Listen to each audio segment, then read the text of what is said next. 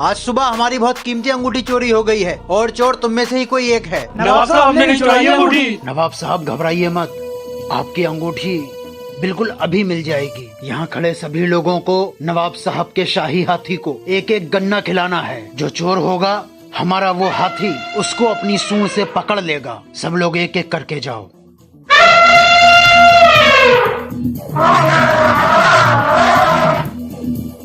King, ये सब तो हाथी से बचकर आ गए। क्या इनमें से कोई चोर नहीं है? अपनी अपनी हथेली दिखाओ। जिसके हाथ पीले नहीं हैं, वही चोर है।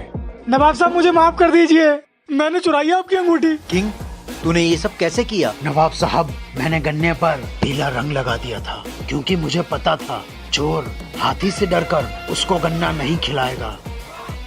वाह किंग, क्या दिमाग लगाया है। इन लोगों को रस्सी से क्यों बांध रखा है? नवाब साहब, आज सुबह मेरे घर से 5 लाख रुपए चोरी हो गए हैं। इन नौकरों के सिवा मेरे घर में और कोई भी नहीं था। हमारी शाही तलवार लाई जाए। लीजिए नवाब साहब। रुकिए नवाब साहब, चोर को पकड़ने के लिए इस तलवार की नहीं, जादुई छड़ियों की जरूरत है। ठीक है किंग। ये लो, ये जादुई छड़ियां हैं। तुम में से जो चोर होगा उसकी छड़ी 24 घंटे बाद 4 इंच बड़ी हो जाएगी और इस तरह नवाब साहब आपको पता चल जाएगा कि इनमें से चोर कौन है। अपने अपने घर जाओ और यहाँ 24 घंटे बाद हाजिर हो जाओ। आ गए ये लोग। किंग, कैसे पता चलेगा चोर कौन है? अपनी अपनी छड़ी नवाब साहब को दिखाइए। इन चारों में से जिसकी छड़ी 4 इंच छोटी हो गई है वही चोर है। साहब मुझे माफ कर दो, मैंने ही चोरी करी है। किंग ने कहा था जो चोर होगा उसकी छड़ी जादू से 4 इंची बड़ी हो जाएगी। मेरा राज ना खुले इसलिए मैं छड़ी 4 इंची छोटी करके ले आया। इसको कैद खाने में डाल दो। वाह किंग, तेरे तेज दिमाग ने आज भी कमाल कर दिया। अब कभी झूठ नहीं बोलूंगा। अब तू जिंदगी भर हमारे कैद खाने में बंद रहेगा। क्या तुम सबने कभी कोई झूठ बोला है? नहीं नवाब साहब। नवाब साहब, मैंने कई बार झूठ बोला है। पकड़ लो किंग को और कैद खाने में डाल दो। आप मुझे जो चाहें वो सजा दें, लेकिन मुझे सिर्फ आधे घंटे का वक्त दें। ठीक है। सोने की बाली? जमीन पे जिस जगह इसको लगा दोगे वहाँ सोने की फसल उगेगी। इसको जल्दी से हमारे बगीचे में लगा दे। लेकिन एक शर्त है नवाब साहब, इस बाली को जमीन पे वो बोएगा जिसने कभी कोई झूठ नहीं बोला होगा, वरना फसल नहीं उगेगी। जाओ लगा दो इसको। तुम में से कोई लगा दो इसको। नवाब साहब नहीं। नवाब साहब, इन सब ने कभी न कभी झूठ बोला है। इसको आप लगा दें क्योंकि आपने कभी झूठ नहीं बोला होगा। किंग, झूठ तो हमने भी कई बोले हैं, इसलिए इसको हम भी नहीं लगा सकते। इसका मतलब हम सब ने कभी न कभी झूठ बोला है, तो मौत की सजा इस गरीब को ही क्यों, हम सबको क्यों नहीं? छोड़ दो इसको। हम तुम में से किसी एक को हजियापुर का महल तोहफे में देना चाहते हैं। ये लो, इन सबको 100-100 रुपए दे दो। इन 100-100 रुपए से तुम लोगों को एक ऐसी चीज लेकर आनी है जिससे ये पूरा कमरा भर जाए। 100 रुपए में ऐसी कौन सी चीज मिल जाएगी जिससे ये कमरा भर जाए?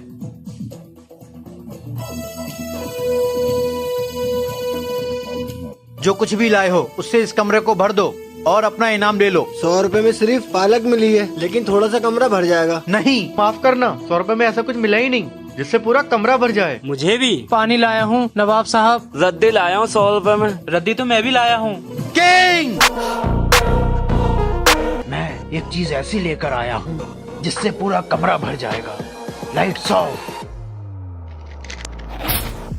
ये मोमबत्ती, इसकी रोशनी से पूरा कमरा भर गया नवाब साहब। तू ही है किंग, दिमाग का बादशाह। नवाब साहब, ये रेता मेरे पास काफी सालों से रखा हुआ था क्योंकि ये मेरे पूर्वजों की आखिरी निशानी थी, लेकिन मेरे इस नालायक नौकर ने इसमें पिसी हुई शक्कर मिला दी। मुझे किसी भी कीमत पे अपने पूर्वजों का ये रेता चाहिए या इस नौकर की जान। पूर्वजों की निशानी को हम अच्छे से समझ सकते हैं। क्या तुम में से कोई इस रेते में से शक्कर को अलग कर सकता है? आप कह रहे हो इस रेता में से शक्ल अलग करो तो वो भी पिसी हुई? ये तो कोई नहीं कर सकता। ये तो बिल्कुल नामुमकिन है। नवाब साहब, मैं तो यही कहूँगा, इस नौकर को मार दो और इनको इंसाफ दे दो। देखिए नवाब साहब, इस रेते में से शक्कर को मैं अलग करूंगा।